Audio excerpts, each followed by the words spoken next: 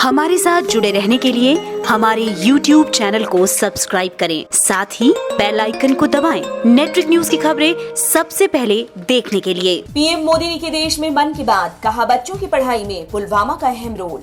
राजनाथ सिंह ने चीन सीमा के पास की शस्त्र पूजा, कहा सेना 1 इंच जमीन की भी करेगी रक्षा। कोरोना से ठीक होने की दर पहुंची 90%, करीब 71 लाख लोग हुए स्वस्थ। भागवत के बयान पर राहुल की प्रतिक्रिया, कहा आप भी जानते हैं सच्चाई, चीन ने हड़पी जमीन। एमपी में कांग्रेस को लगा एक और झटका, विधायक राहुल सिंह ने दे दिया इस्तीफा। पीएम नरेंद्र मोदी ने आज अपने कार्यक्रम मन की बात में कहा कि पूरे देश को पढ़ाने में जम्मू कश्मीर का पुलवामा अहम भूमिका अदा कर रहा है। पूरे देश की करीब 90% पेंसिल स्लेट की मांग कश्मीर घाटी ही पूरा करता है, इसमें पुलवामा की हिस्सेदारी है। उन्होंने कहा कि देश को पेंसिल की लकड़ी एक समय में विदेशों से मंगानी पड़ती थी, पर इस मामले में पुलवामा हमें आत्मनिर्भर बना रहा है।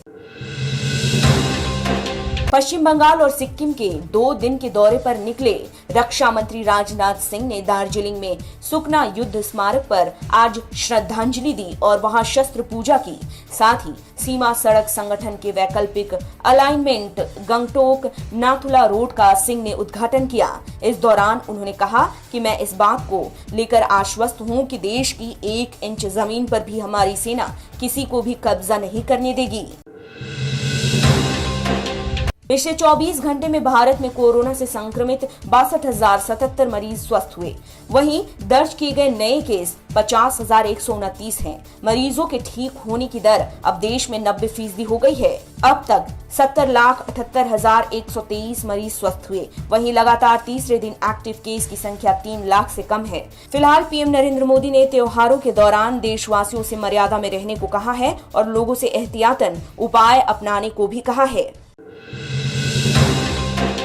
कांग्रेस नेता राहुल गांधी ने केंद्र सरकार के साथ ही संघ प्रमुख मोहन भागवत पर पलटवार करते हुए कहा कि चीन ने हमारी जमीन हड़पी, भारत सरकार और आरएसएस ने ऐसा होने की अनुमति दी। राहुल ने उस बयान पर पलटवार किया जिसमें भागवत ने कहा था कि चीन ने अभिमान में कैसे हमारी सीमाओं का जो अतिक्रमण किया, साथ ही जैसा व्यवहार किया और कर रहा है। चीन के विस्तारवादी रवैये से सभी वाकिफ हैं। चीन को भारत की प्रतिक्रिया ने परेशान कर दिया है और ये दुनिया के सामने स्पष्ट हो चुका है।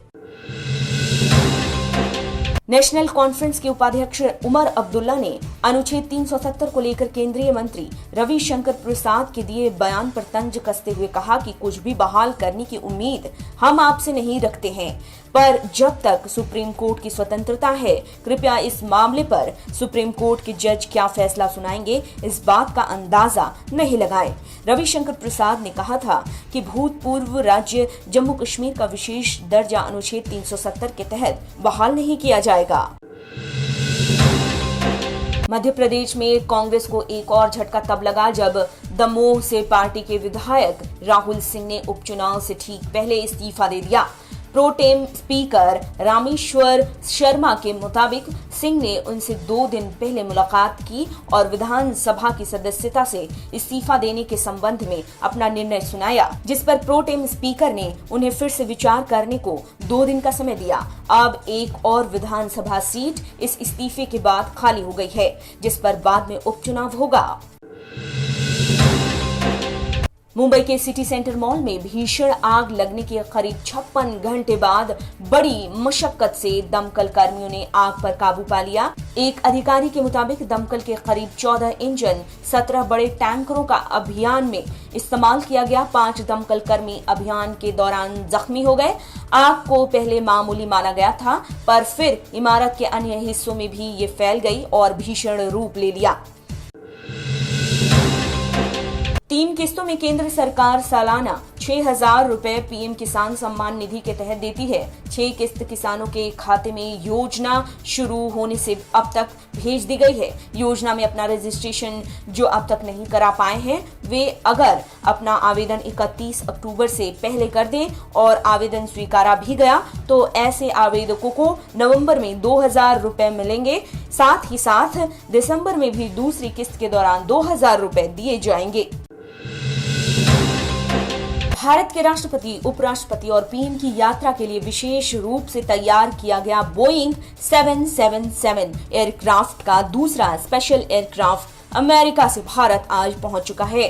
1 अक्टूबर को इसका पहला विमान अमेरिका से भारत आया था। 2018 में कुछ महीनों के लिए ये दोनों विमान एयर इंडिया के वाणिज्यिक बेड़े का भाग थे, जिन्हें विशेष रूप से पुनर्निर्मित करने को लेकर अमेरिका के डलास भेज दिया गया था। पूर्व क्रिकेटर कपिल देव को दिल्ली के एक अस्पताल से छुट्टी मिल गई। उन्हें दिल का दौरा पड़ने के बाद उनकी एंजियोप्लास्टी 2 दिन पहले ही हुई थी। सीने में दर्द की शिकायत पर फोर्टिस एस्कॉर्ट्स हार्ट इंस्टीट्यूट के इमरजेंसी वार्ड में उन्हें भर्ती कराया गया। अब कपिल देव स्वस्थ हैं। कपिल देव के डिस्चार्ज होने की खबर पूर्व क्रिकेटर चेतन शर्मा ने ट्विटर पर दी। अस्पताल के मुताबिक कपिल देव बेहतर स्थिति में हैं।